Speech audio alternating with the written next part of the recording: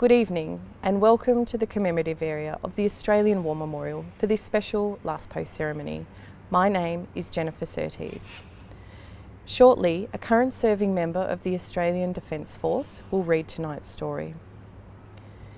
We would like to acknowledge the veterans who have served, those that are still serving, and the families that love and support them. We acknowledge the members of RSL and Services Clubs Associations, RSL Victoria and RSL Queensland, who continue to watch the broadcast of the ceremony across Australia. If you are able, please stand and join in singing the Australian National Anthem.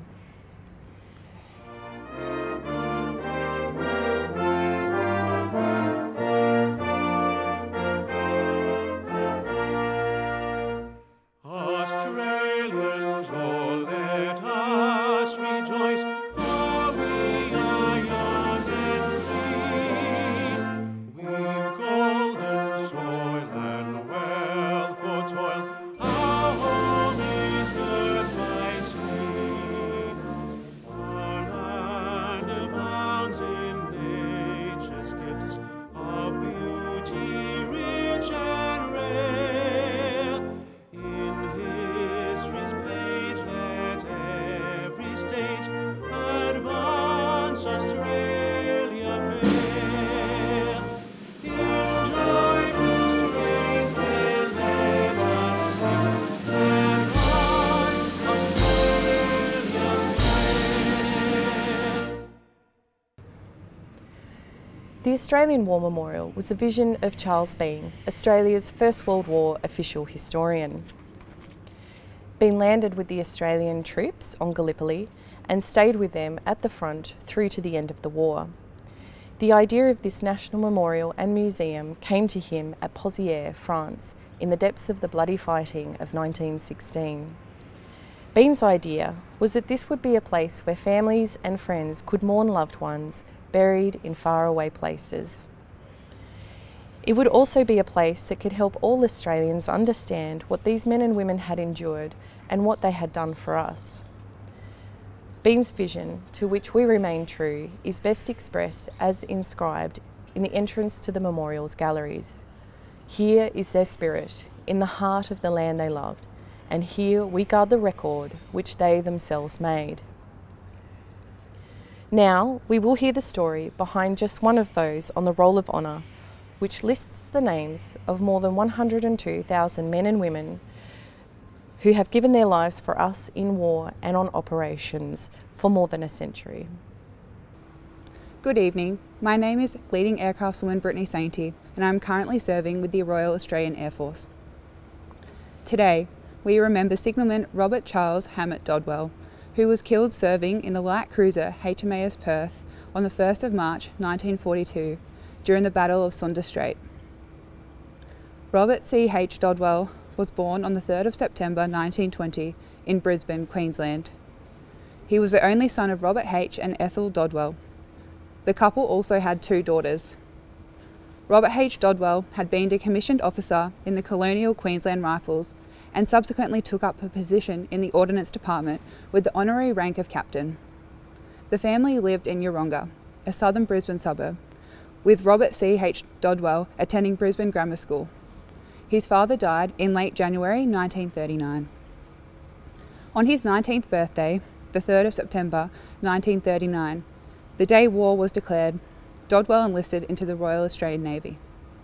He was 5 foot 6 1/4 inches or 168 centimetres tall, with fair hair, blue eyes and a fair complexion. He was briefly posted to the heavy cruiser HMAS Canberra with the rating of ordinary signalman. In October 1939, Dodwell was posted to HMAS Cerberus, the Navy's training establishment on Western Port Bay in Victoria, for a month. He was subsequently posted to Australia at the end of November, and in late January 1940, Dodwell was promoted to signalman. Following the start of the war, Westralia was requisitioned into the Navy as an armed merchant cruiser and was commissioned HMAS Westralia in mid-January 1940. The ship served in the East Indian Ocean for 3 months before returning to Australian waters in May. Westralia sailed for Colombo in Sri Lanka spending the rest of the year in convoy escort duties. The ship returned to Australia in January 1941, carrying out convoy duties between Australia and New Zealand, as well to Nauru and the Ocean Islands. In July, Dodwell returned to Cerberus for 4 months.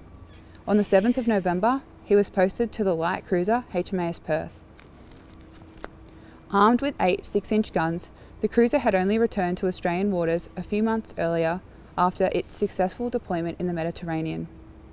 In late 1941 and early 1942, Perth carried out various patrols and escort duties and visited New Zealand, New Caledonia and New Guinea. With the Japanese rapidly advancing, in February, Perth sailed for Java in the Netherlands East Indies. At the end of the month, the Australian cruiser participated in the disastrous naval battle of the Java Sea. The next evening, the 28th of February to the 1st of March, Perth and the American cruiser USS Houston fought a fierce action in Sunda Strait, engaging a larger Japanese force. Perth expended nearly all of its 6-inch ammunition in the action before being ultimately hit by 4 torpedoes.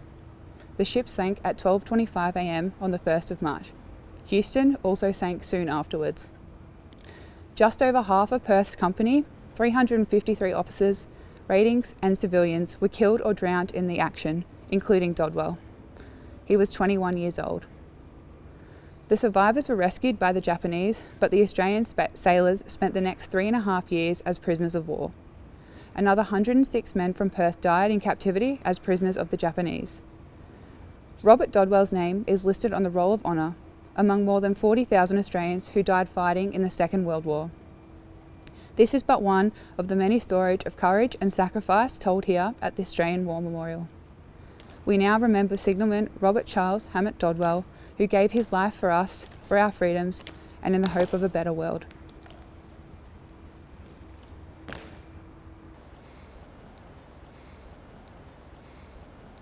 They shall grow not old, as we that are left grow old. Age shall not weary them, nor the years condemn. At the going down of the sun, and in the morning, we will remember them.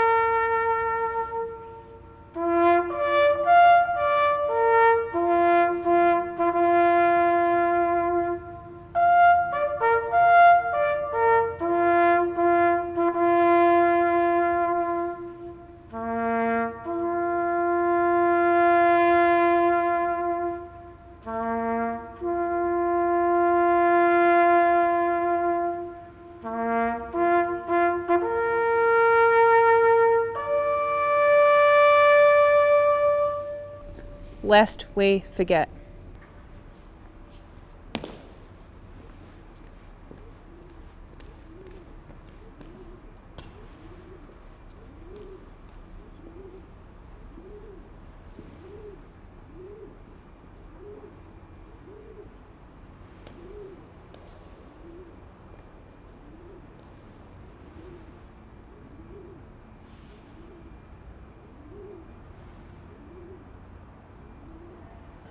We leave you this evening with the words of the memorial's founder, Charles Bean. Many a man lying out there at Pozières or in the low scrub of Gallipoli, with his poor, tired senses barely working through the fever of his brain, has thought in his last moments, well, it's over, but in Australia they will be proud of this. Ladies and gentlemen, girls and boys, that concludes the last post ceremony. We thank you for watching and wish you all a very good evening.